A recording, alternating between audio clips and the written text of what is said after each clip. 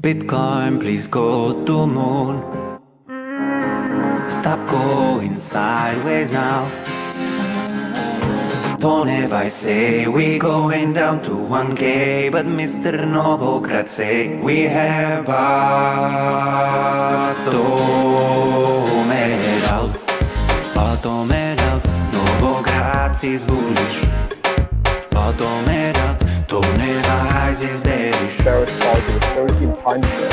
Novogratz is bullish. Bitcoin could be at 40,000. Let us go to moon. Quand cette vidéo-là est sortie en 2018, on parlait d'un prix du Bitcoin à 40 000 $, puis on était tout excités, puis on disait que le Bitcoin allait toucher les 1000 $. Aujourd'hui, c'est un petit peu semblable. On parle d'un prix à 80 000, on parle d'un prix à 100 000, puis on a des price targets qui commencent à sortir là, à 20 000, 10 000 et moins, 15 000.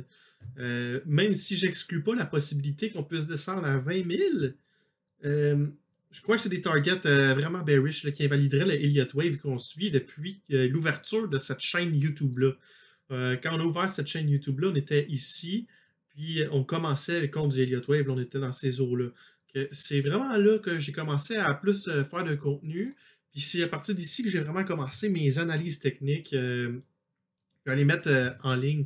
Que ça voudrait dire, si on est pour aller toucher les 20 000 $, qu'on invalide complètement tout le modèle qu'on a jusqu'à présent, puis qu'il faudrait revoir ce qu'on a comme compte du Elliott Wave.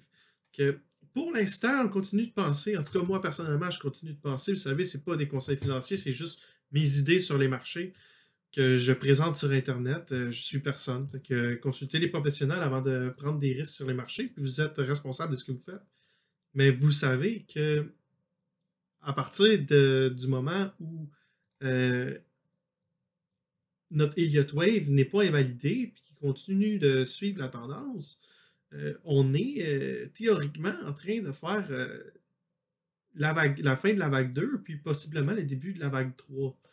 Que si c'était vague 1, 2, début de 3, donc vague 1 et 2 de la vague 3, donc là, ce serait la 3 de 3, la plus grosse vague du Elliott Wave, la vague 3 de 3.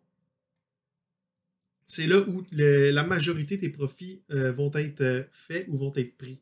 Donc, on a notre wedge ici, notre falling wedge, qui, encore une fois, là, est vraiment bien délimité par le 8 Daily EMA, qui suit la ligne de notre wedge là, vraiment très très très bien, là, on le voit ici.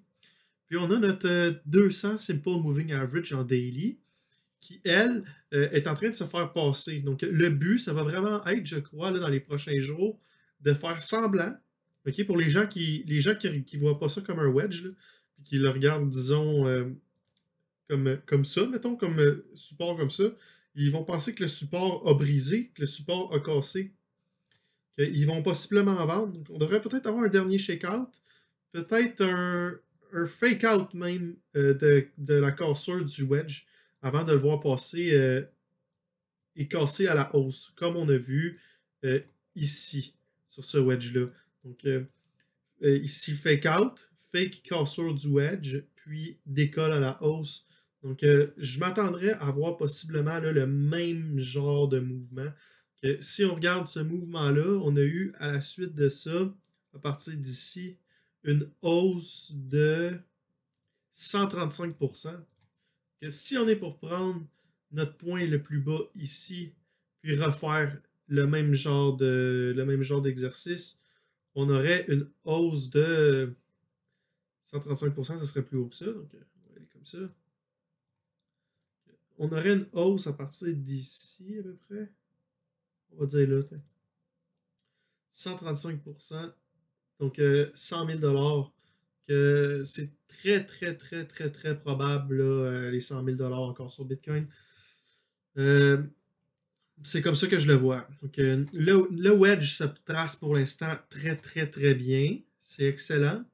Il reste à voir là, à quel point est-ce qu'on va encore consolider là, dans le wedge avant de le casser à la hausse ou à la baisse. Puis l'autre chose qu'on avait parlé dans l'autre vidéo, c'était les futures, les contrats futures, autant perpetual que futures. Donc tout ce qui est leverage. Si on va regarder au leverage, là, on a actuellement là, la majorité qui est rouge.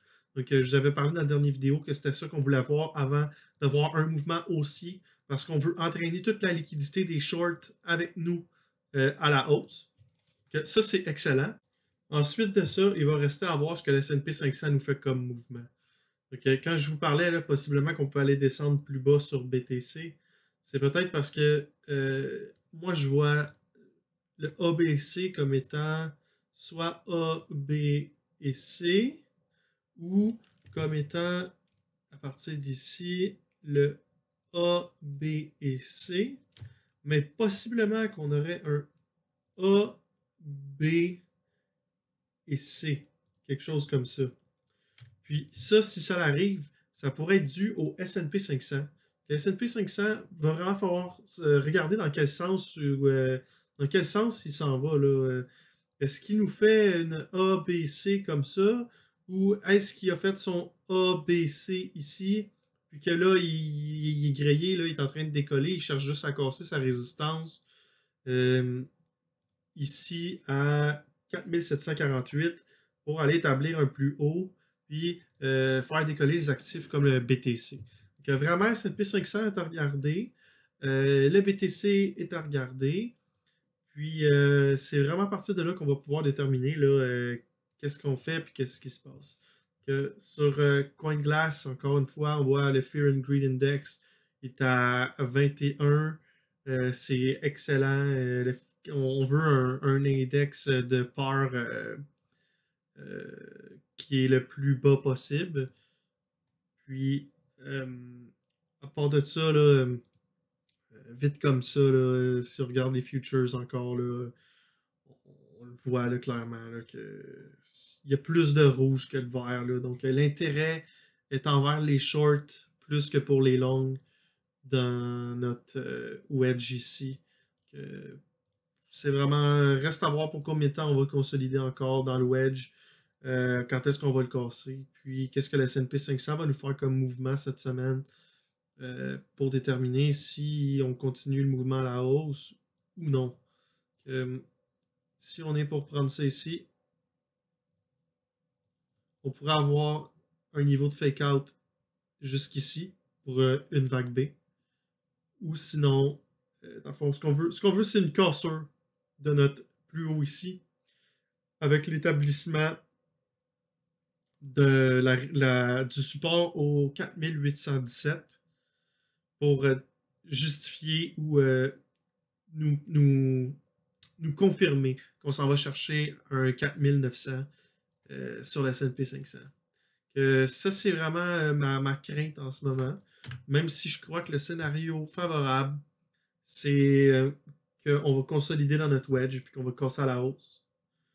Peut-être aller jouer un peu en dessous du 200 pour faire abandonner, détruire tous les espoirs là, des dernières personnes là, qui pourraient rester. Puis après, là, on va décoller à la hausse, là, aller chercher les niveaux ici à 55 000. Puis à partir de là, partir sur un range consolidé, possiblement aller casser les niveaux plus hauts pour aller chercher notre vague 3 de 3 qui devrait être dans les alentours de 80 000 $ US et plus. Ça va être tout pour aujourd'hui, puis une bonne journée.